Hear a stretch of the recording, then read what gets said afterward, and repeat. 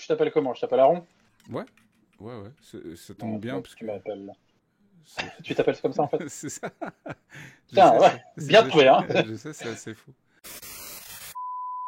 Bonjour à tous et bienvenue sur la chaîne Esquisse Miniature pour ce nouveau numéro de Bistro Fig. Mais en fait, c'est pas vraiment Bistro Fig cette fois, c'est Bistro Biz. Je l'ai appelé Bistro Biz parce qu'on va parler un petit peu business. Ça peut paraître péjoratif dit comme ça, mais vous allez comprendre donc, dans cette interview pourquoi j'ai appelé ça Bistro Biz.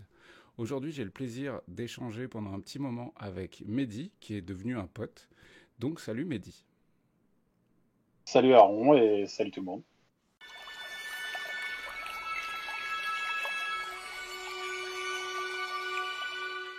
Bon Mehdi, on va pas faire comme si on se connaissait pas, hein, Hmm. mais on va faire comme si par contre les gens ne te connaissaient pas. Et du coup, je vais te demander D'accord. si ça te va de juste te présenter brièvement qui es-tu, dans quelle région es-tu, qu'est-ce que tu fais dans la vie, très brièvement, si tu Oh, peux te décrire un petit peu pour nos auditeurs. eh ben, brièvement, ça va pas être facile, mais on va faire au mieux. Donc, ben, je m'appelle Mehdi, voilà, j'ai 40 ans, je vis au début des années 80, pour situer un petit peu le décor. J'habite à la fin de la Terre, dans le Finistère, donc au bout de la Bretagne.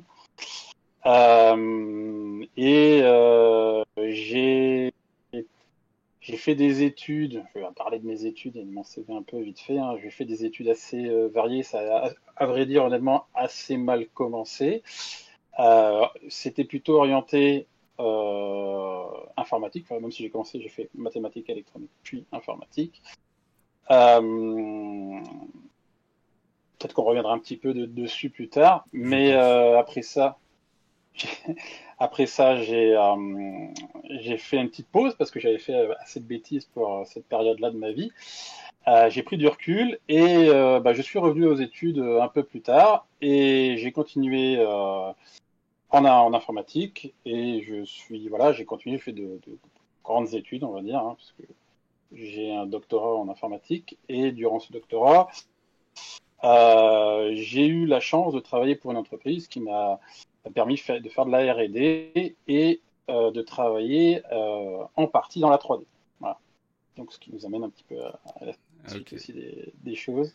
Du coup, Et bah, ouais, vas-y, vas-y. vas-y, continue. Durant cette période sur voilà, la 3D, pour planter un peu le décor, moi j'ai travaillé surtout sur ce qui était les moteurs 3D temps réel, donc jeux vidéo, Unity et choses comme ça. J'ai travaillé bah, sur tout le process, donc j'ai été un petit peu 3D Studio Max aussi, de petites compétences, mais voilà, pour donner des éléments. Puis j'ai fait à l'époque, il y avait la VR l'Oculus et compagnie qui démarrait, donc j'ai fait de la VR, je fais de la RA, voilà, et donc j'ai toujours été un petit peu côté R&D sur toutes les nouvelles technologies et bah, en fait, à la fin, ça arrive, impression 3D. Voilà. Ok. Alors juste pour ceux qui nous écoutent, donc VR, c'est Virtual Reality, donc pour réalité virtuelle, c'est les casques qu'on se met sur la tronche. Mm. Et AR, c'est Augmented Reality, donc réalité augmentée. C'est aussi avec des casques sur la tronche, mais ça permet de continuer à voir la réalité et d'y introduire des objets ou bref, de modifier l'environnement réel qui vous entoure, tout simplement. Mm. Tu es docteur en informatique, ça veut dire que tu sais soigner les ordinateurs? Ouais, mais j'évite de le dire parce qu'après j'ai une file de malades qui est à l'entrée de la maison et voilà. Qu'est-ce que je peux faire Non, non, pas pour moi ça. Et alors, Voilà. question bête, tu vois, je commence direct dans le dur. Quand on fait des études pour devenir doctorant en informatique, on doit normalement y apporter un sujet, enfin en tout cas essayer de Ouais. développer un sujet. C'était quoi le sujet de ton doctorat? Euh, Je vais peut-être saigner on du va nez, très- hein, mais je t'écoute. Non, non, c'est oh, c'est pas très compliqué. On avait un domaine métier qui était la gestion de crise et la planification d'urgence. Donc pour faire simple, on travaillait avec les sapeurs-pompiers et c'était qu'est-ce que les nouvelles technologies peuvent apporter à leur domaine. Voilà, Ok, assez simple. Et effectivement, bah, la 3D était un apport potentiel, que ce soit pour du serious gaming et pour comment dire planifier des opérations, voire faire de la formation, ou de la VR, ou de la RA, des choses comme ça. Voilà. Donc D'accord. pareil, enfin, pour de la formation. Ok. Ok, ok. Bon, du coup, on en sait un petit peu plus sur ton parcours. Tu as dit aussi que tu étais du coup un gosse des années 80 à la louche. On a à peu près le même âge, hein. Moi, je vais sur mes 40, là, ils pointent grave le bout de leur nez. Ouais. Euh, et du coup, au final, donc en fait, on s'est connus par le biais de ma petite chaîne YouTube Esquisse Miniature, puisque tu étais un viewer au départ. C'est ça. Voilà. Et au final, tu es venu discuter, parce que tous les mercredis soirs, on se retrouve à 20 h les jours où je suis là. Je suis souvent là quand même, mais par exemple, pendant les vacances, Ouais, ça va. je suis pas là pendant les vacances scolaires. Et on a sympathisé, et puis ça doit faire, je sais pas, peut-être 6 mois qu'on s'est rapproché, si tu me permets le terme, Mhm. quelque chose comme Oui. ça, un peu plus rapproché pour parler un petit peu Mhm. développement de plein de choses, et puis même pour le plaisir de discuter parce qu'on est devenus potes. C'est comme ça que j'ai appris que l'impression 3D, tu t'en servais aussi au quotidien, notamment par le biais de ta femme. Ouais. Euh, on va pas forcément rentrer dans le détail de tout ça, à part si tu souhaites en parler, évidemment, mais qui se sert de l'outil de l'impression 3D sur le plan professionnel euh, depuis je sais pas combien de temps d'ailleurs. 2 ans à peu près. À deux Depuis ans. 2 ans, ok. Et du coup, bah, Mhm. d'ailleurs, est-ce que... donc toi, tu as commencé l'impression 3D quand? C'était pendant le Covid. Hein, Ouais. hein, forcément, je pense qu'il y a pas mal de vocations qui se sont créées à ce moment-là. C'est quoi ta première machine? Euh, eh bien, c'était une de tes vidéos qui m'a décidé à acheter une Under 3, puisqu'il y avait à l'époque, tu parlais de Robocop et des deux autres Ouais. dont j'ai oublié le nom. Il y avait l'adolescence, quelque chose comme ça. Voilà. Ouais. Et donc, effectivement, je m'étais renseigné sur le sujet, puis ta vidéo avait fini de me faire, de me donner envie de passer à l'acte. Donc, j'ai acheté ma première Under, donc je pense ouais, aux alentours de 2020. Euh, et j'ai fait Mumuse un petit peu comme tout le monde. Et au bout d'un an, j'ai discuté avec ma compagne. À vrai dire, on n'en avait pas vraiment parlé. J'avais juste vu le truc de loin. Et je lui ai montré un petit peu comment ça fonctionnait. Elle avait des compétences en infographie, pas trop en 3D, plus en 2D. Et on a vu ce qu'on pouvait faire à deux. Et donc, elle a trouvé, voilà, elle a trouvé un petit filon. C'est un truc qui lui plaisait. Et depuis, elle s'est saisie de l'outil. Et voilà, elle a fait pareil, son petit business, vu que c'est un peu le thème aussi de, Ouais. de cet échange. Elle a fait son petit business avec l'impression 3D. Et donc voilà, c'est son entreprise à elle. Mais voilà, moi, je suis plus sur la partie technique et maintenance, on va dire. D'accord. Ok, Et ok. voilà.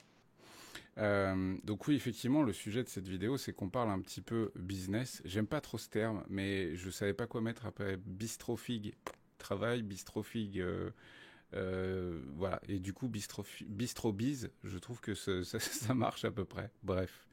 En gros, on va parler un petit peu aussi création d'entreprise, comment mettre à plat ses idées et pourquoi pas tenter de les commercialiser ensuite. C'est exactement ce qu'a fait ta compagne, c'est exactement ce que j'ai fait moi de mon côté aussi. Euh, Avant d'en venir à là, il y a une dernière question que je voudrais te poser qui est un peu plus large.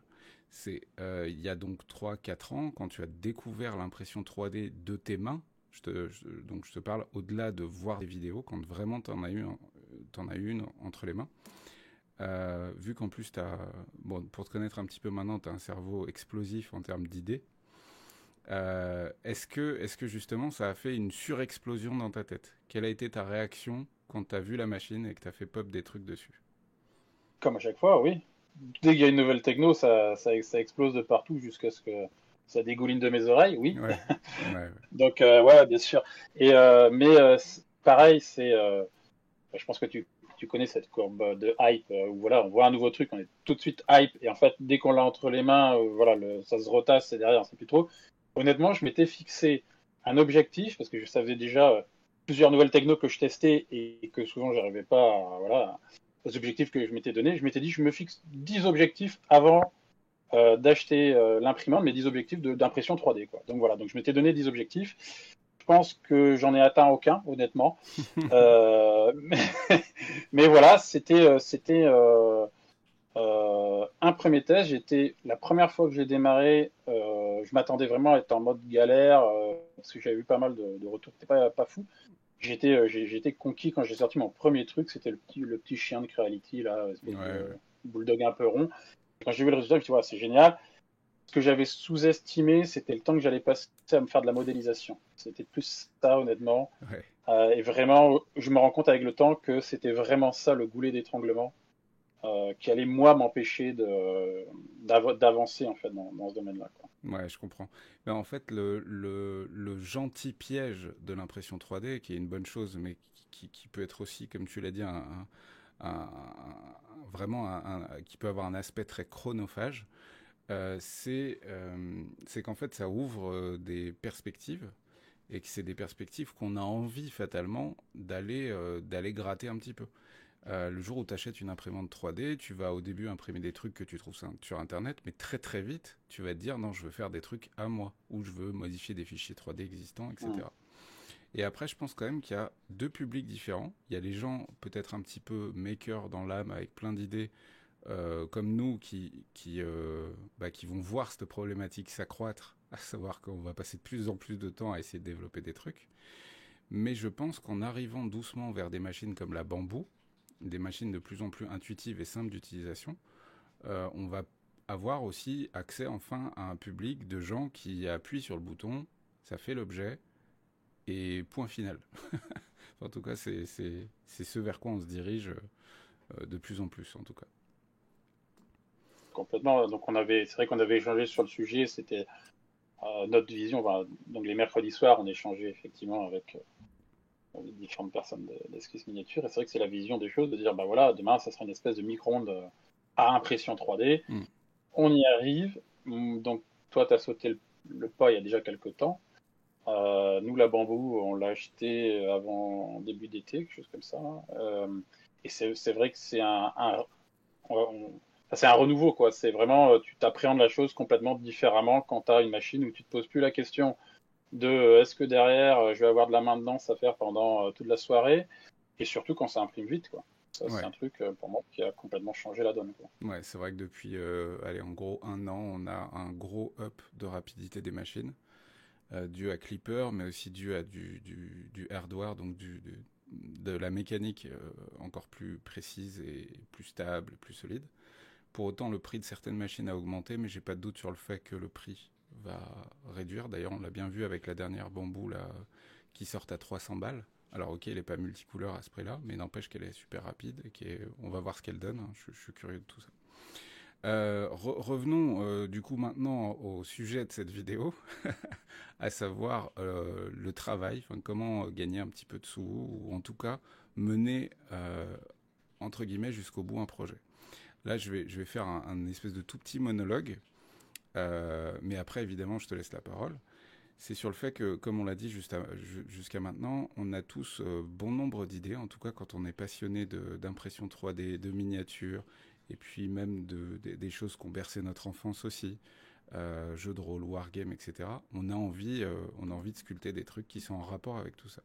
C'est un peu comme ça qu'est née l'idée de Mini Toys Maker. Mini Toys Maker, c'est un nom pour le moment, mais c'est à terme, peut-être, on verra bien, on le saura bientôt, peut-être que ce sera le nom d'une entreprise si les choses se déroulent correctement. L'idée derrière tout ça, c'est de réussir à proposer à des gens des fichiers 3D clés en main qui vont leur permettre d'imprimer ultra simplement, sans support, avec des charnières qui fonctionnent, etc. Bref, ultra simplement, un objet qui ressemble énormément à un jouet. Donc, on est parti au départ sur les mini-ramas et les minis. Donc, c'est des noms d'ailleurs que mini-rama, c'est toi qui as trouvé le nom. Les minis, je Et crois qu'on Minis, va. c'est toi. Voilà, par Non, exemple. c'est toi qui l'as trouvé. Minis, c'est Ouais, toi. je Voilà. sais plus. Mais après, c'est peut-être ma femme Si, aussi. si. C'est votre équipe alors qui a trouvé ça. Exactement. Et du coup, moi, manquant de temps, sur le plan professionnel tout simplement, parce que j'ai esquisse miniature, etc. Toi aussi, tu as un boulot à côté. ta compagne a aussi un boulot à côté, ma compagne a aussi un boulot à côté. On s'est dit, eh ben, on va essayer de mutualiser tous les quatre, de partager du coup nos compétences et d'essayer de lancer ce projet. Alors au début, on triche un peu. Ce que je veux dire par on triche, c'est que on va fonctionner avec un financement participatif pour lancer une espèce de gamme phare qui présente notre marque, à savoir ces boîtes dans lesquelles il y a toute une scénette sur un thème précis et ces petites figurines minis. Euh, et du coup, en fonction de la réussite de ce projet, bah, en fait, on va bien voir. Et c'est là que j'aimerais bien que tu me parles un petit peu, et tu vas voir que c'est un sujet passionnant. Comment toi tu trouves que dans quelle mesure c'est complexe en France, et ça coûte cher, de créer une entreprise? Euh, oui. Moi, alors ça dépend. Il y a plusieurs outils parce qu'il y a plusieurs objectifs. Honnêtement, aujourd'hui, tu veux te mettre à ton compte, faire un petit truc. Il y a des outils qui te permettent de faire très facilement quand même des choses. Je trouve que euh, Tu parles ma du compagne, statut d'auto-entrepreneur. voilà, typiquement c'est ça, le statut d'auto-entrepreneur. Au final, ça reste, je trouve quand même quelque chose de relativement simple à mettre en œuvre.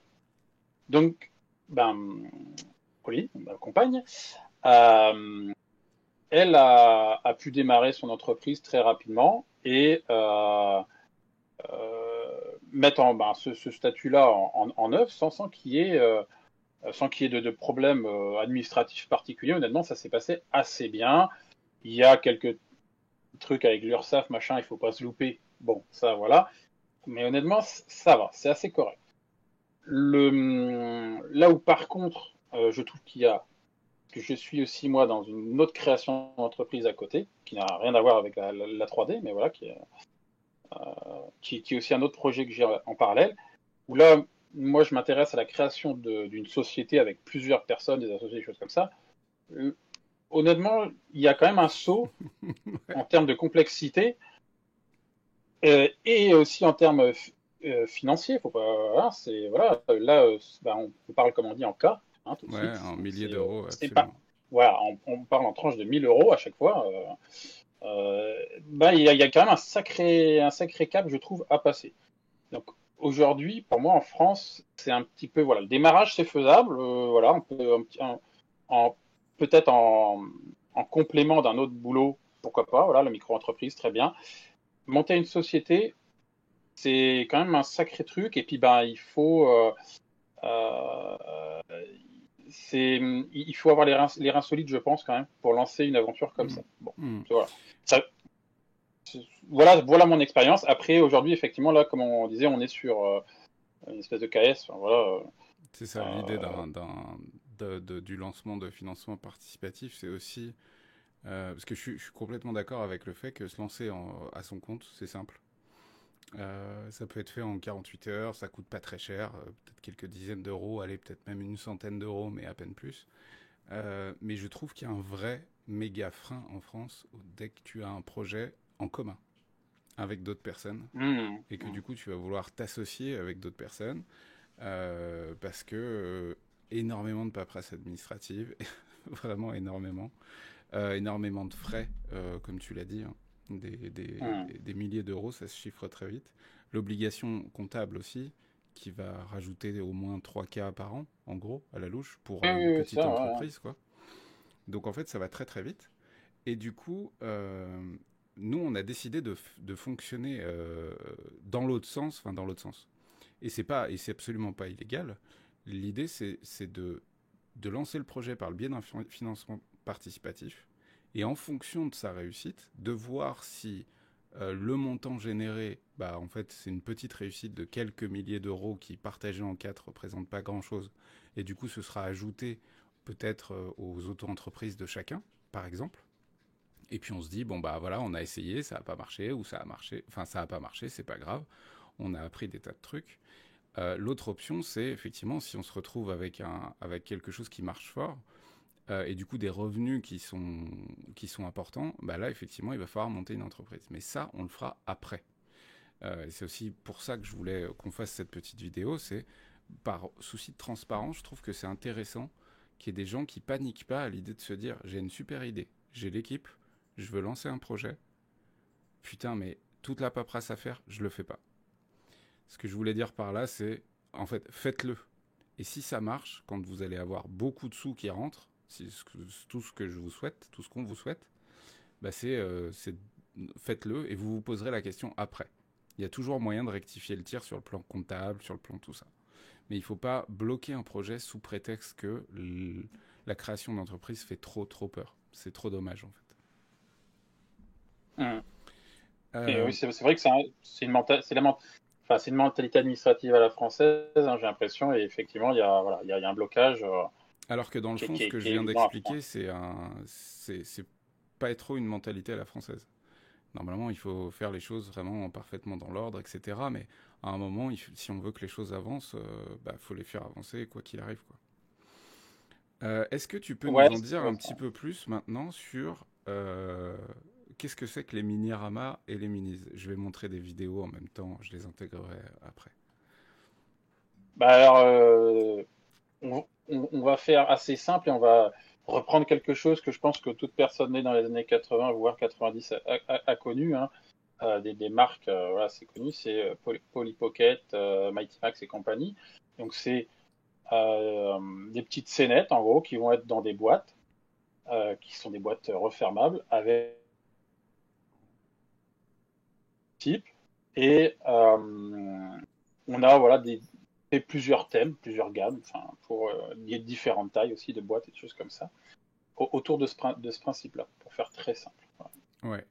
On s'est fixé des critères aussi de création de ces boîtes et surtout d'utilisation, enfin d'impression, puisque le gros de notre démarche, c'est aussi de faire du dématérialisé.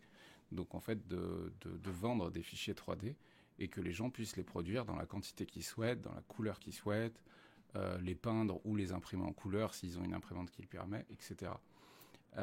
Est-ce que tu te souviens des premières fois où on a discuté des critères qu'on s'est fixés? Alors dans les critères dont je me souviens, Mmh. c'était déjà il fallait que ça s'imprime facilement, c'est-à-dire un minimum de commandes d'opérations manuelles. Hein, c'était vraiment ça un des objectifs. Après il y avait des histoires de temps aussi, essayer que ça prenne pas non plus 50 heures à imprimer. Et après, la suite, je pense que tu vas Non, pouvoir. non, mais c'est exactement ça. C'était vraiment ça le critère principal. Évidemment, je pense que l'arrivée des machines bambou a joué un petit peu dans notre démarche aussi, parce qu'elle nous a ouvert la possibilité d'imprimer en multimatériaux et donc en multicouleurs. Mais je sais pas si tu te souviens, il y a une fois où on s'est dit, bambou, c'est un peu le Apple des imprimantes 3D. Tout à fait. Dans le Ouais, ouais. sens, ouais, c'est ça. Mais ils le revendiquent aussi eux-mêmes, hein, de toute Mm. manière, dans, le- dans leur communication, ils n'hésitent pas voilà, à le citer. Euh, Moi, pour ma part, c'est sans être un pro Apple, pour pas m'attirer les foudres des autres, euh, je reconnais des qualités énormes dans l'approche qu'ils ont de leurs produits, où ben, en fait, tu payes un truc, tu le payes cher, faut être honnête, Mhm. mais c'est un truc qui marche voilà, à coup sûr, il n'y a pas à se prendre la tête à savoir je vais aller régler telle chose ou telle chose. Pour info, ben, moi j'ai connu, je vais pas aller sur de l'Android, mais je vais aller sur du Windows Mobile et avant. Pour ceux qui ont connu ça, c'était une catastrophe pour essayer ne serait-ce que d'aller sur Internet et faire fonctionner le système. C'était un truc de dingue. On se rend pas compte à quel point on a, en plus de 10 ans maintenant, hein, mais on a un truc d'une simplicité totale entre les mains. Le paradigme à l'époque, c'était pas du tout ce qu'on voit sur iPhone ou Android.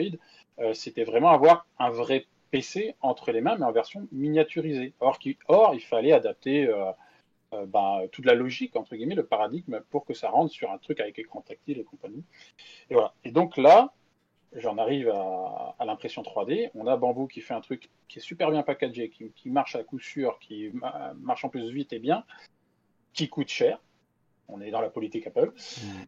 Euh, Nous, là, l'approche, c'est aussi ça, c'est avoir un produit qui soit bien fini, qui ne demande pas d'intervention.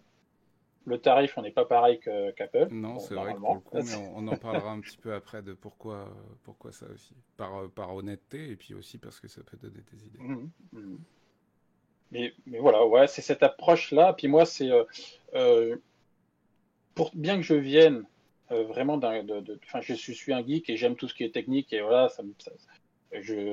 j'adorais overclocker mes PC quand j'étais jeune. Maintenant, c'est un truc, ça m'ennuie, quoi, tu vois. Ouais, ouais, je Et, comprends.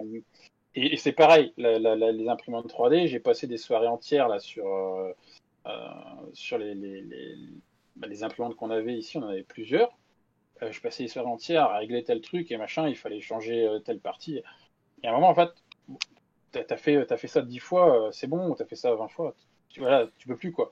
Et là, bah, tu dis, bah, ok, je paye un peu plus cher et j'ai un produit. Je suis d'accord, mais en même temps, cette phase de réglage chiant, de modification de machine, parce qu'il se trouve qu'il y a un truc qu'il faut modifier, etc.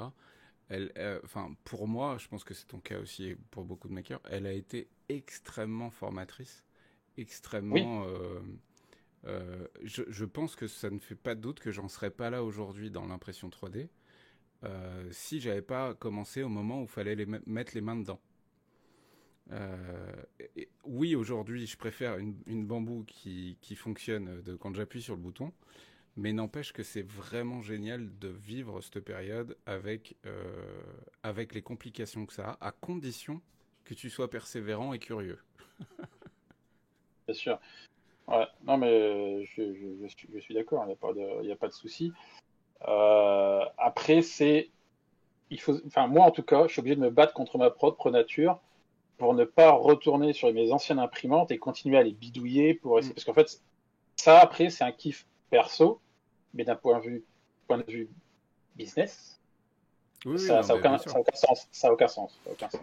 En fait, tu vois, c'est les imprimantes 3D, c'est un peu, ça me fait penser un peu à la passion commune des mecs, parce qu'il y a quand même plus de mecs dans l'impression 3D que de femmes. Euh, de, de mon beau-père qui, à ses 20 ans, lui, c'était le moteur de mobilette. Et même si la mobilette, elle marchait très bien, il fallait le démonter pour aller faire une petite modif à droite, une petite modif à gauche, tester un truc. Aujourd'hui, c'est le truc de geek de pouvoir. Alors, il y a le montage de PC, mais il y a aussi maintenant l'imprimante 3D qui peut servir à plein d'autres choses. Donc, ouais, je comprends le kiff que c'est d'aller bidouiller tout ça. Après, il faut avoir le temps. Ouais, c'est ça, c'est du temps. Et en fait, à la fin, tu te dis, est-ce que le jeu en valait la chandelle et j'aurais pas mieux fait d'investir mon temps dans un truc qui, voilà, était peut-être un peu plus Bien sympa sûr. pour moi. Enfin, voilà. Bon, Ouais, bien sûr. Par contre, juste, ouais, tu dis que c'est pas mal les garçons à la 3D. C'est vrai qu'on est, je pense, assez surreprésenté, mais il y a quand même une grosse communauté de femmes. Je sais pas trop si elles utilisent le tampon maker comme nous on a l'habitude Hmm. d'utiliser, mais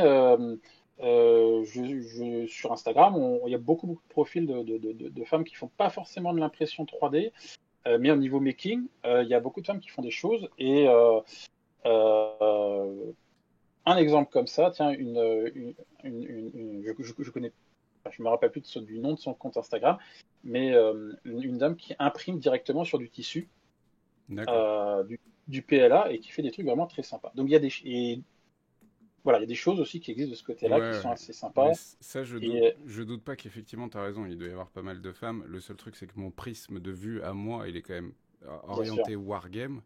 Et du coup, wargame, imprimante 3D, ah, mec, ça sent les non mais testicules, hein. On est plus. je vois ce que tu Évidemment, veux il y a dire. Ah quelques ouais, femmes, mais c'est vraiment pas du tout de majorité. Par contre, c'est vrai que oui, sur Insta, les shorts YouTube, TikTok et tout ça, il y a pas mal de. Mais j'ai l'impression que c'est plus l'aspect d'un nouvel outil, formidable pour la passion qu'elles ont, mais j'ai pas l'impression que ce soit l'impression 3D en elle-même le cœur de la passion. Tu vois ce que je veux dire? Là, moi, je le vois sur Esquisse.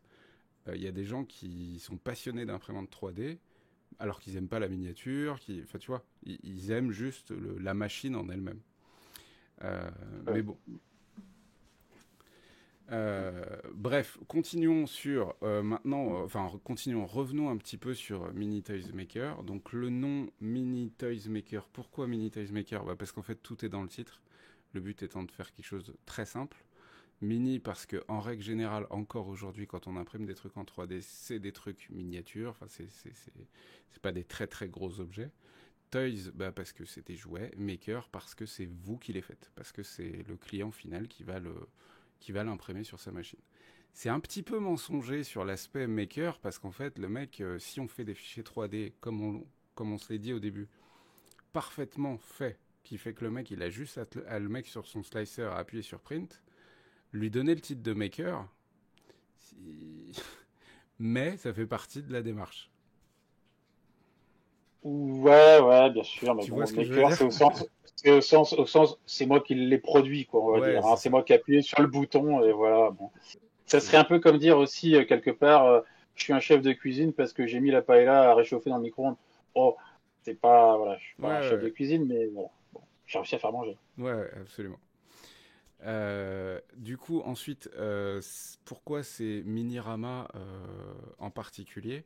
En fait, l'arrivée des bambous nous a permis de faire de l'impression multicouleur et multimatériaux. Et du coup, on s'est dit, en regardant des jouets à la maison, notamment avec les Polly Pocket, qu'il y avait quelque chose à faire parce que petit modèle, Polly Pocket, c'était pas très gros. Ça tient sur un plateau. T'as énormément travaillé sur la charnière, notamment, pour qu'elle s'imprime d'un coup, d'un seul, sans aucun support, et que ça fonctionne à chaque fois, etc. Sur les systèmes d'attache, etc. Dans quelle mesure c'était intéressant pour toi de développer juste cette boîte? Parce que pour moi, c'est rien que la boîte, c'est un atout considérable sur ce projet. Alors, la boîte, c'était, alors, parce que quand on a échangé la première fois, à vrai dire, c'est vrai que tu es venu me voir en me disant, tiens, je cherche quelqu'un pour faire justement cette partie un peu boîte. Et en fait, bah, moi, j'avais ma compagne aussi qui me demandait, tiens, là, j'aimerais bien que tu m'aides sur la partie charnière, parce que j'ai une idée en tête, machin. Je lui dis, bah, autant joindre l'utile à l'agréable, voilà, on va tout.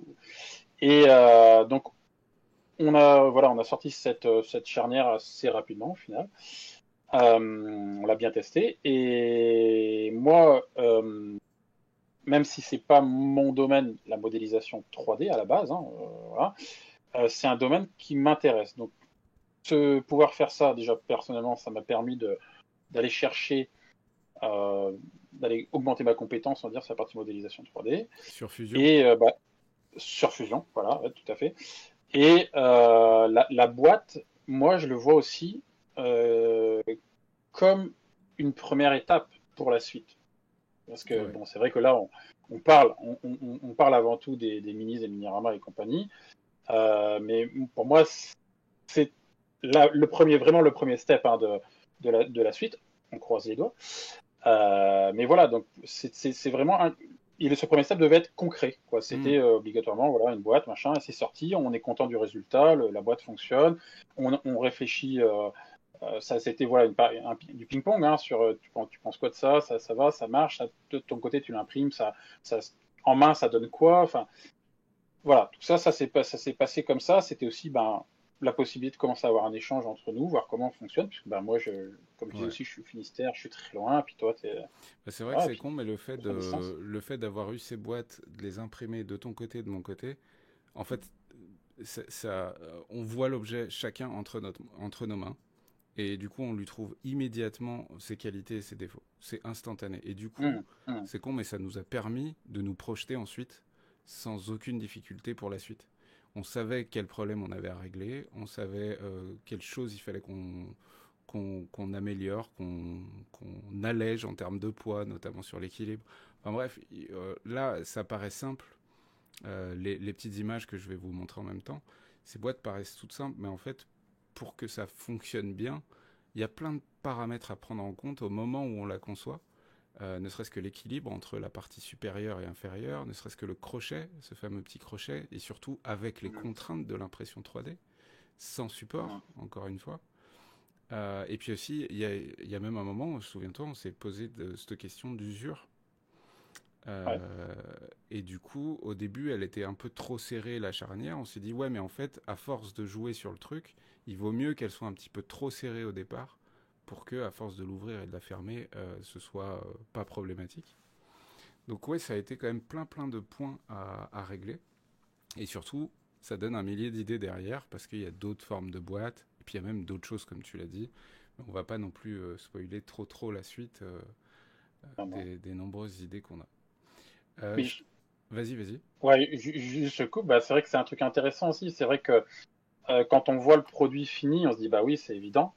Et en fait, il y a toute une phase de prototypage. Moi, j'ai dû imprimer, je sais pas, enfin, plus d'une douzaine de charnières avec à chaque fois un demi-truc qui variait. Et en fait, tout ça, à la fin, les gens le voient pas, ils ont le produit fini, ils disent bah oui, Mm, c'est évident. Même sur la forme de la boîte, on avait fait un premier test où ça avait rien à voir au niveau de la forme, où ça s'ouvrait complètement sur l'avant. Et en fait, on se dit bah non, ça va pas, voilà, l'équilibre, en fait, ça, bon, voilà. Donc c'est tout un process enfin, process, c'est plutôt un chemin, on va dire, qui se parcourt avec des erreurs, quoi. En fait, on se plante et puis c'est ça. on change, voilà. Et ça, c'est important aussi dans la façon de concevoir un truc, de bien prendre conscience, quoi. C'est pas parce qu'on a fait une erreur que bah, on peut plus avancer, au contraire. Bah ouais, ça je suis complètement d'accord. Bah c'est ça qui est génial avec l'idée de développer un nouveau produit, un nouvel objet qui est imprimé 3D, c'est que tu es en face de tes erreurs. Et les erreurs, il n'y a rien qui fait plus avancer que ça en fait. Vraiment, parce Hum, que souvent tu vas trouver comment la régler si c'est un projet qui te tient à cœur. Et au-delà de ça, une fois que tu l'auras réglé une fois, normalement, il y a peu de chances que tu la reproduises de manière récurrente après. Oui, on hum, va tous refaire des conneries qu'on refait tous, mais globalement, quand on a compris que le feu ça brûle, on remet plus son doigt sur une bougie. C'est ça que je veux dire, quoi. globalement, ouais. Donc, le projet, il va sortir à peu près au moment où je vais sortir cette vidéo. Alors, c'est pas vraiment le projet qui sort, c'est la page de pré-lancement. La page de pré-lancement, elle va durer une trentaine de jours, donc du 4-5 octobre au 2-3 novembre. C'est juste une période pendant laquelle les gens sont avertis que le projet va se lancer le 2 ou le 3 novembre. Je ne sais plus la date exacte, vous regarderez. Donc voilà, ça c'est la page de pré-lancement. Donc en fait, sur cette page de pré-lancement, il y a juste une image, mais rien que l'image, c'est du boulot. Là, si tu peux m'en parler un petit peu plus, parce que ça a nécessité des prints, des tas de photos, des tas d'échecs de print, peut-être aussi, Oui, bah écoute, des la choix de photo, bah, PLA. on en a. Ouais, c'est ça. Bah déjà la photo, effectivement, comme tu dis, c'est déjà du print tout bonnement. Donc on a eu quelques soucis. Bon, des fois ça arrive, hein, voilà, de print. On n'a pas hésité. Alors, on va donner les backstage, hein, de la photo, Bien sûr. mais sur cette photo, il y a certaines boîtes qui sont complètes, mais il y en a certaines qui sont vides. Mhm. On n'a pas hésité à réutiliser, voilà, des choses que nous on avait fait, même certaines qui ne sont pas des boîtes définitives, mais qui Mais concourent si on au voit qu'un décor, quoi. angle, ouais, je vois ce que Voilà, tu veux dire. c'est ça. Donc on valorise absolument tout, même les déchets, entre guillemets, les rebuts. Mhm. On les a valorisés là-dessus. Après, donc nous, bah, la photo, voilà, rapidement sur l'aspect peut-être un peu technique. Donc nous, on a commencé la photo il y a déjà quelques années. On avait, bah, il y a une quinzaine d'années, acheté notre premier réflexe. Euh, et moi, de par mon travail, j'ai aussi fait de la photo. Alors, c'était de la photo plus technique, hein, c'est pas de la photo artistique. Mais voilà, on a des connaissances, on a des compétences, on a du matos. On a un mini studio, mais vraiment un petit truc, hein, voilà, avec quelques éclairages. On a un endroit où on sait qu'on peut faire nos photos tranquillement.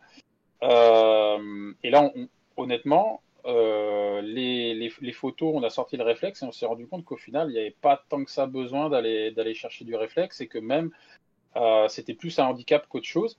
Et sur l'aspect technique, il faut se rendre compte qu'aujourd'hui, on a entre les mains et facilement des outils qui prennent des photos de grande qualité, Ouais, tu parles des iPhones ou des smartphones. des iPhones, Ouais, ça je suis voilà, d'accord. exactement. Et ça, c'est encore une question qui, il y a encore quelques années, tu te disais, bah non, enfin, si t'es un pro, tu prends du réflexe, point. Mhm. Là, aujourd'hui, la question, elle est moi, je suis adepte de la loi de Pareto. 20% d'efforts pour 80% de résultats. Là, c'est clair et net que tous ces iPhones et compagnie, ils remplissent complètement la chose. Donc, c'est vrai que là, nous, on prend, 80% des photos sont faites, sont faites au Ouais, mais smartphone. Hein, y a pas... ça me choque pas et je pense pas que ce soit un secret un secret Non? à jalousement garder parce que bien au contraire. Moi, je l'ai vu dans mon cas, tu vois, dans le cas des figurines histo.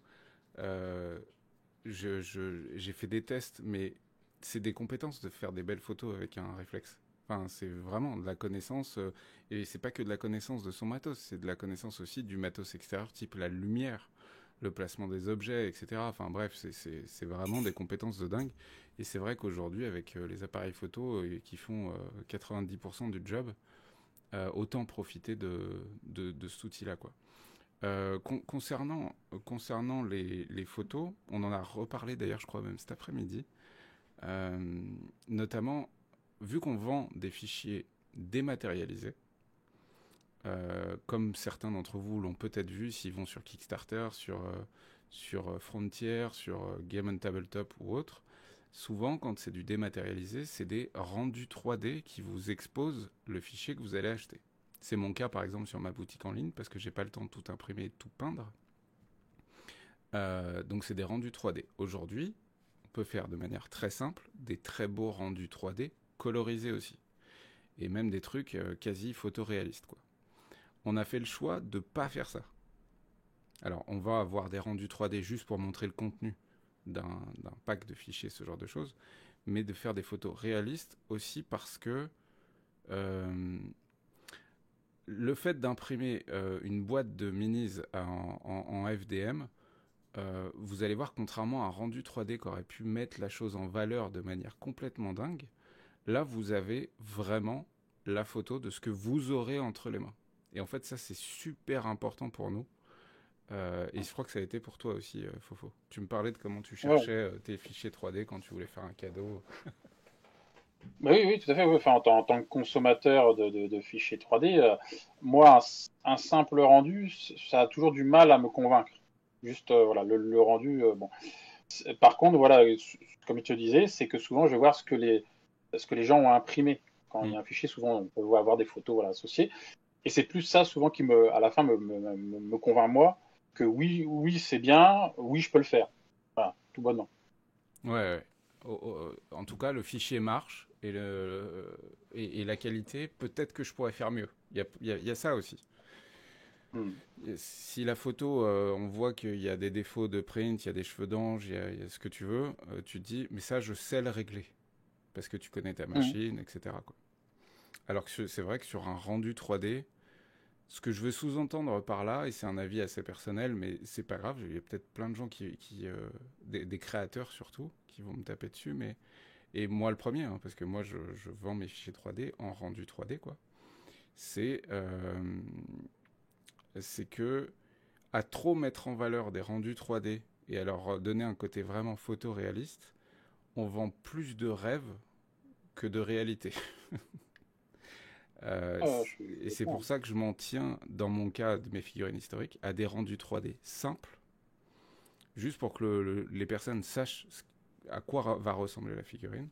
Mais je les colorise pas, je fais pas du photoréalisme avec, je vous fais pas croire que c'est une magnifique photo de mes figurines déjà peintes, etc. Alors que tout ça n'est que du montage sur Maya ou 3ds Max ou Cinema 4D ou je ne sais quoi d'autre, quoi. Ok, venons-en brièvement au prix, parce que peut-être que les gens vont s'y intéresser. C'est quoi notre politique de prix sur Mini Toys Maker? Agressif. Ouais. Ah, ouais. Ah, Voilà, clairement. Ouais. c'est ça. Ouh, ouais. Bref. Ouais, ouais, non, mais tout à fait, c'est ça. Bah, euh, il y a plusieurs raisons. Oui, déjà, honnêtement, avoir des. Moi, je trouve toujours compliqué aussi de faire payer cher des fichiers 3D parce que derrière, il y a quand même une part où, à la fin, c'est quand même toi qui produis ton truc, quoi. Mm. Donc, il y a ça aussi. Il faut bien se dire que voilà, il peut y avoir des erreurs, il peut y avoir le besoin de le refaire, des choses comme ça. Bon voilà, donc il y a quand même une part de risque qui est assumée par la personne qui l'imprime. Mais voilà, on a un truc pour moi qui est agressif, mais parce qu'aussi on veut qu'il y ait un maximum de personnes qui puissent en profiter. Mm. Et honnêtement, on vise aussi un public, vu que ça va être via MMF, Mm. qui n'est pas forcément le public peut-être le plus réceptif à ce qu'on va produire.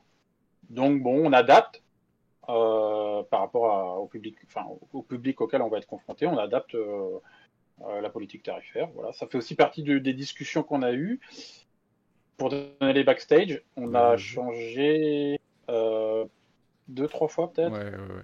quatre fois, mais de manière un Ouais. peu violente, hein, puisqu'on a inversé la façon de faire et voilà, où on remettait quasiment à plat le truc en disant mais non, mais c'est pas comme ça dans ce sens-là qu'il faut le faire, c'est plutôt comme ça et ainsi de suite. Mm. Enfin,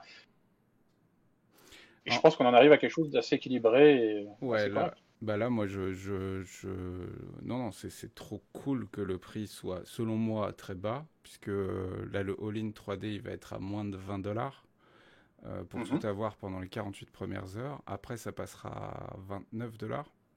Donc ça, le Ouais. prix normal, c'est 29 dollars pour avoir le all-in 3D. Alors que dans ce all-in 3D, il y a au moins une dizaine de mini-ramas et une dizaine de minis avec.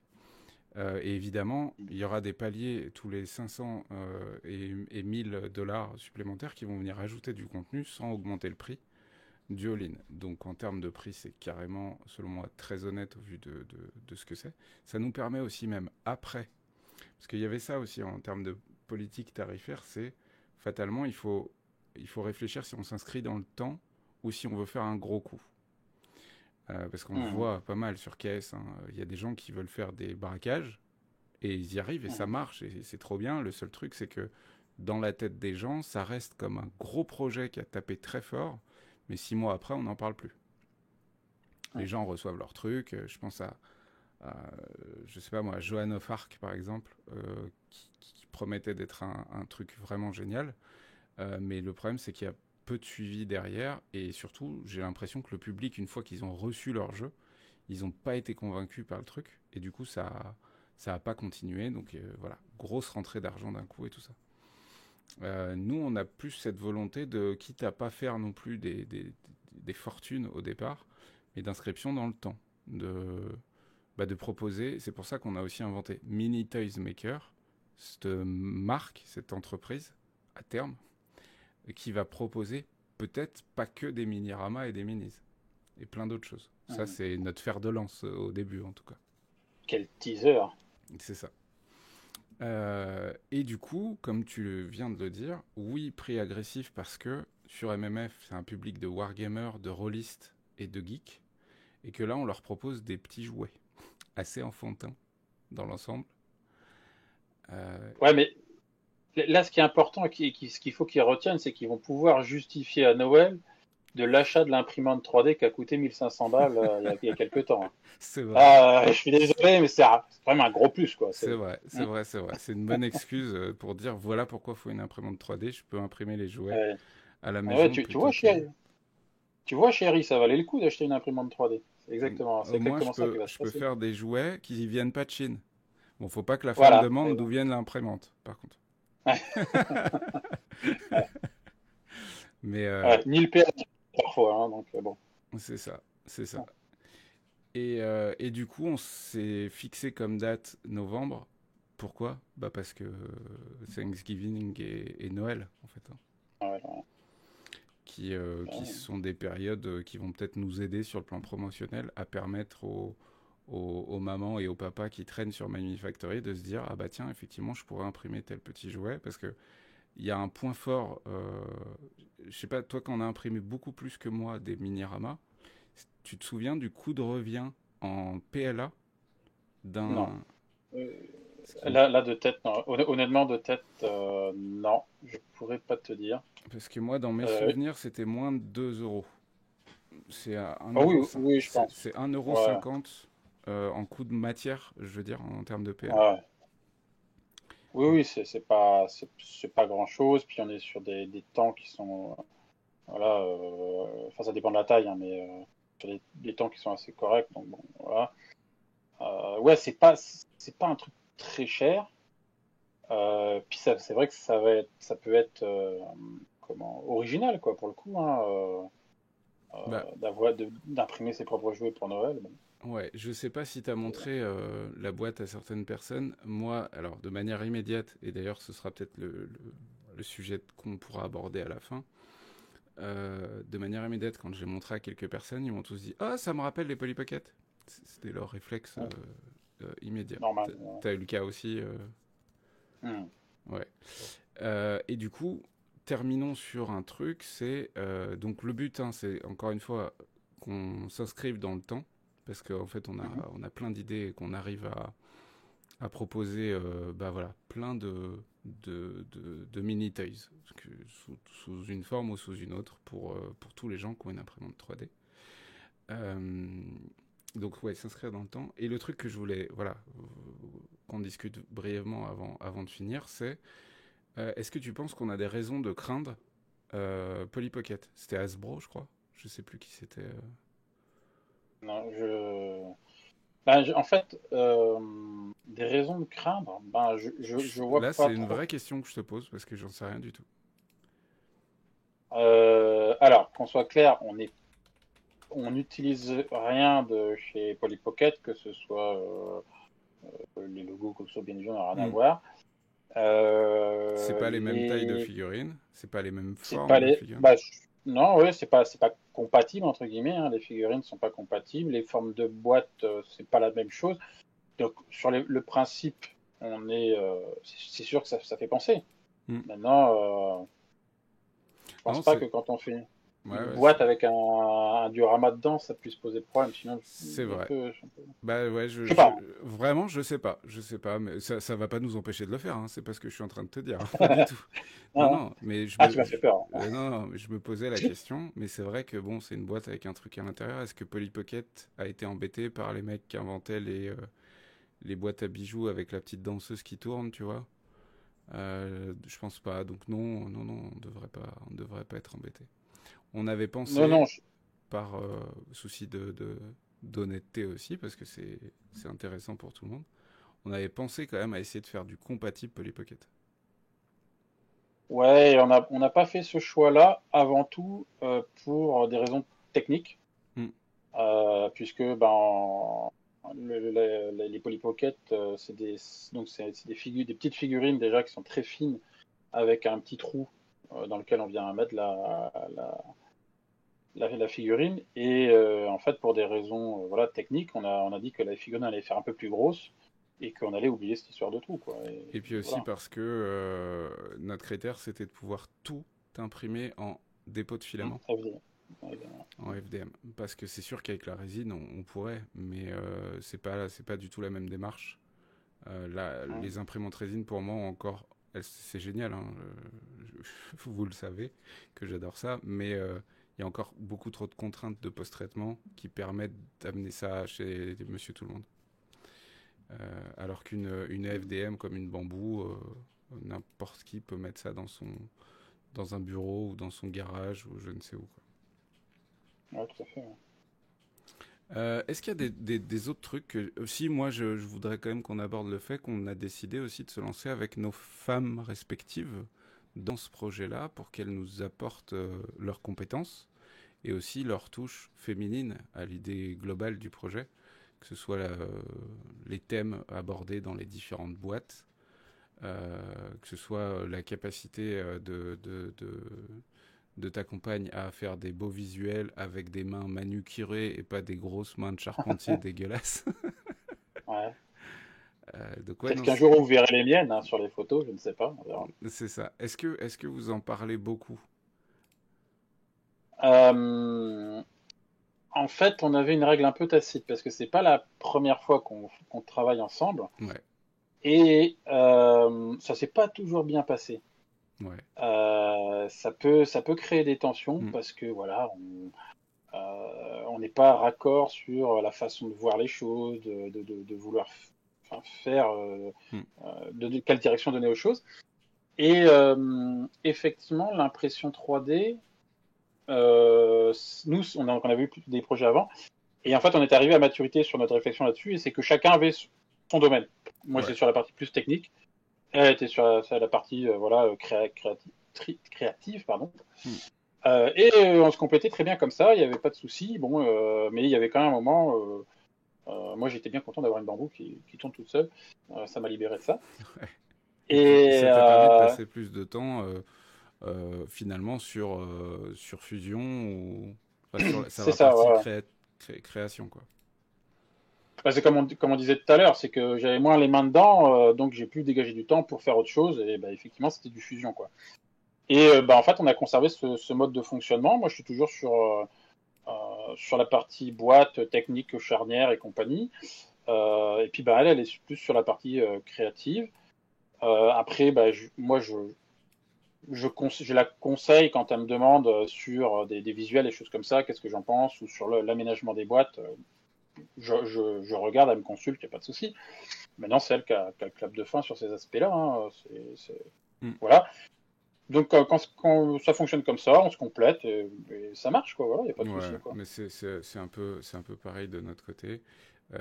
Sachant que moi il y a cet aspect que travailler en autonomie depuis, enfin en autonomie, vraiment à mon compte, sans employé, etc., depuis plus de 10 ans maintenant, implique que c'est extrêmement difficile de déléguer. C'est d'une difficulté extrême. Quand on est en tout cas un connard comme moi. Et du coup, euh, le fait de sortir un projet comme ça en commun est aussi et qui n'est pas mon projet principal, enfin mon travail principal Esquisse Miniature, est aussi un moyen pour moi de me dire, bon, il faut que les choses avancent, il faut que les choses soient faites, mais c'est aussi fait en fermant les yeux sur, sur certains trucs. Et c'est pas Ouais. péjoratif ce que je dis. Ce que je dis, c'est que, tu vois, là, j'ai eu des visuels de rendu 3D, vos photos, etc. Voilà, fais confiance, ferme-la. Évidemment, améliore les choses si tu peux les améliorer, etc. Mais Hmm. ne, n'augmente pas ta charge mentale avec ça et fais confiance. Et en fait, c'est en train de m'apprendre ça, moi, énormément. Donc, déjà, rien que pour ça, tu vois, ça aurait été un projet ultra constructif. Bon, après, j'espère que ça va marcher quand même. Ah ouais, bah, ouais. Ah bah, ça serait dommage qu'on s'arrête là, parce moi, j'ai une pile d'idées. On en parlait au tout début. Hein, voilà, moi, Ouais, j'ai une pile d'idées qui commence à dégouliner par les oreilles. Hein. Ça ouais. y est, hein, moi, je suis lancé. Euh, Si, allez, dernier truc et après je vais te laisser. Parce qu'en plus, j'ai un autre live bientôt, et tu le sais. Moi aussi. Voilà. Non, dernier petit truc, qui est un sujet qui a été abordé, moi, auprès des gens à qui j'ai montré donc ces mini-ramas. Qu'en est-il de la réglementation pour les enfants? C'est un sujet qui est quand même à prendre avec des pincettes, parce que c'est extrêmement... Enfin voilà, il ne faut pas déconner avec ça. Euh, Oui, bien sûr. on Hein. s'est posé plein de questions là-dessus sur comment on fait en fait. Comment on fait cet aspect-là. Alors c'est pour ça notamment qu'on a grossi les figurines, aussi pour les faire en FDM, mais aussi pour essayer de limiter des risques éventuels de mettre la figurine dans la bouche et de l'avaler ou ce genre de choses. Mais dans le fond, là, ce qu'on vend, c'est des jouets. On n'a pas noté que c'est des jouets pour enfants. Évidemment que Non. c'est fait pour Hmm. les enfants. Même si j'ai pas de doute sur le fait qu'il y a de grands enfants parmi vous qui vont adorer collectionner les minis. Mais, mais l'aspect réglementation, on n'en a aucune idée parce que c'est encore un peu le western. Dans le cas de l'impression Ouais, ouais, 3D, bien c'est sûr. tellement complexe. Je sais pas, qu'est-ce que t'en penses? Mais honnêtement, ouais, ouais, c'est au niveau. Alors, enfin, au niveau législatif, honnêtement, il n'y a rien qui existe, en tout cas à ma connaissance. Voilà. Maintenant, sincèrement, nous, par notre expérience, on vise les grands enfants quand même. Hmm. Euh, Parce que nous, de notre côté, on a voilà, des choses qui sont aussi un peu voilà, jouées, mais c'est quand même des jouets orientés adultes plutôt. Alors, Ouais, bien sûr. Non, attention, non, c'est pas moi. C'est pas moins de 18, hein, c'est pas ça du tout, mais idée, faut rajouter une catégorie sur le site. Non, non, rien à voir.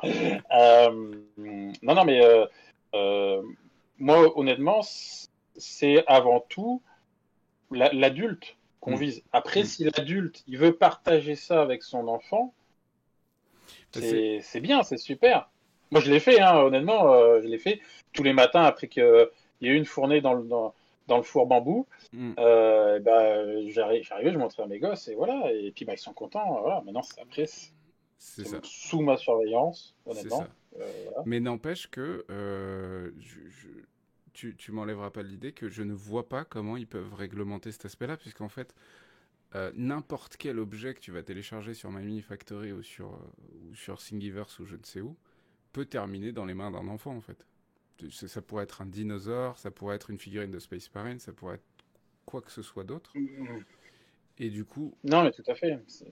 du coup, C'est une vraie question. Hein, c'est une vraie Hmm. question. Honnêtement, je sais pas.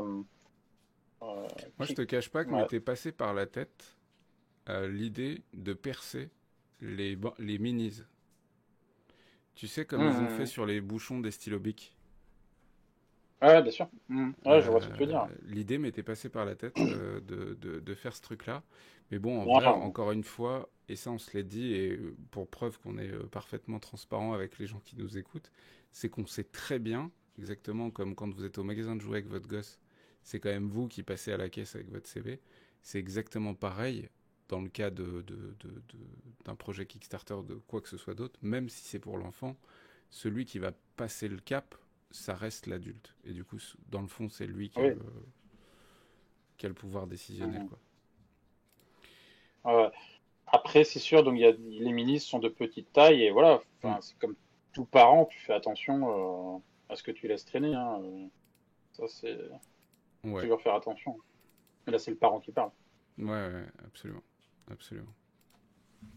Eh ben écoute, c'est cool. On va peut-être s'arrêter là parce qu'il ouais, il va être l'heure. Donc, juste pour rappel, puis je te laisserai le mot de la fin si tu veux dire au revoir à tout le monde. Mais le projet, donc la page de prélancement pour vous abonner au projet, va se lancer là, normalement, au moment où vous voyez cette vidéo. Donc, il y a un lien dans la description. Pour info, si vous vous abonnez, c'est gratuit, hein, juste être alerté quand le projet sera vraiment lancé, vous aurez déjà accès à un mini-rama de 5 cm de côté, donc un petit modèle, totalement gratuitement, juste parce que vous voulez être alerté du lancement du projet. Et il n'y en aura même pas qu'un, il y en aura... Pour démarrer. Ouais, c'est ça, Et, absolument, voilà. exactement. Bah, tu peux donner les thèmes peut-être, non? C'est quoi? On a défini encore ceux par lesquels on commence, parce qu'on en a 4 de près, mais on commence par lequel? Scout, princesse. Alors, ouais, voilà, Scout Princesse, enfin Scout Trône, ouais, c'était ça qu'on avait dit pour démarrer. Ouais. Ouais, c'est ça. Bon, bah, c'est cool. Et puis, il y en aura même d'autres en surprise, aussi gratuites pour les gens qui s'abonnent à la page de prélancement. Et du coup, bah, profitez-en en vous abonnant au truc, c'est totalement gratuit. Vous serez juste alerté. Au moins, vous pourrez faire des tests chez vous. Vous pourrez constater que les fichiers 3D ont été crash testés des dizaines de fois, que ça s'imprime bien. Et que si vous avez Bamboo Studio ou une imprimante avec palette, bref, une imprimante multicouleur, vous pouvez imprimer en multicouleur. C'est aussi sculpté. Les scénettes à l'intérieur sont sculptées de sorte à ce que ce soit très simple à coloriser et facile pour toutes les imprimantes 3D du marché globalement, quoi. Ouais, tout à fait. Puis il y Euh, aura bah, un Insta et un Facebook. oui, absolument. Il y a Insta, Facebook et il y a une page YouTube aussi. J'ai déjà créé la chaîne. Pour le moment, il n'y a personne dessus et elle n'est pas partagée, mais ouais. Et du coup, pour un Ça. lancement de projet officiel le 2 novembre jusqu'au 2 décembre. Mais à partir du 2 novembre, c'est un projet immédiat. C'est-à-dire que les gens participent, ils peuvent tout télécharger. Ouais. Donc le 2 novembre, vous pouvez lancer les prints pour les cadeaux de Noël, les copains. Donc voilà. Ça laisse un peu de marge. Du coup, Mehdi, je te remercie sincèrement d'avoir encore passé une petite heure avec moi. De toute façon, on va se rappeler encore 15 fois, c'est sûr, parce qu'on a encore du boulot. J'espère que cette petite vidéo vous a plu à tous, en tout cas ce podcast. Et puis, bah, je laisse la parole à Mehdi pour vous dire au revoir. Bah, écoute, merci à toi pour cette petite interview. C'était très sympa. J'espère que ça a clarifié un petit peu deux, trois trucs et que ça, honnêtement, ça portera le projet et en même temps, ça aidera peut-être certains à monter leur projet. Pourquoi pas? C'est toujours intéressant d'avoir le retour des autres. Et puis, bah, j'espère qu'on va se recroiser incessamment sous peu avec toute la communauté Mini Toys Maker très rapidement. Exactement, exactement. Allez, merci à tous de nous avoir écoutés. On vous souhaite bonne peinture, bon jeu, bon print, bon plein de choses. On se retrouve très vite pour des nouvelles vidéos et restez à l'affût du coup pour Mini Toys Maker. Ciao tout le monde! Et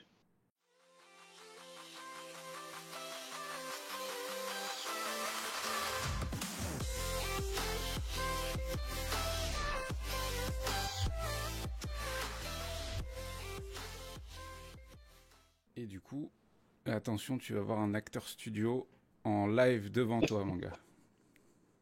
Hollywood, tiens-toi bien. Exactement. Attention, voilà, DiCaprio et Brad Pitt, tenez-vous à vos slibards, les gars.